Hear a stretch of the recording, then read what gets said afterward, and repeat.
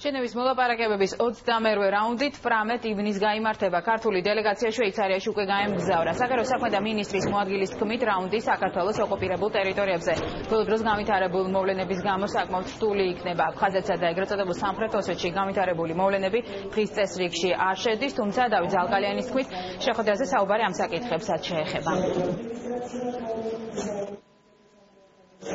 რომ რაუნდი იქნება შედარებით რთული, არ არის გამორიცხული, რომ ცხინვალის რეგიონის და აფხაზეთის წარმომადგენლებმა გამოიყენონ ასევე ამ რაუნდის ხელშესაშლად ის რეზოლუცია, რომელიც მიიღო გაერომ რამდენიმე კვირის წინ საქართველოს მხარდაჭერილი რეზოლუცია იძლებით გადაადგილებით დაკავშირებით, მაგრამ მიუხედავად ამისა, ყველა საკითხი, რომელიც ჩვენთვის არის აქტუალური და მწვავე, იქნება ბუნებრივად დაყენებული. პირველ რიგში ძალის არ გამოყენების ვალდებულება რუსეთის მხრიდან 2008 წლის ცესლის შეწყვეტის ხელშეკრულების შესრულება.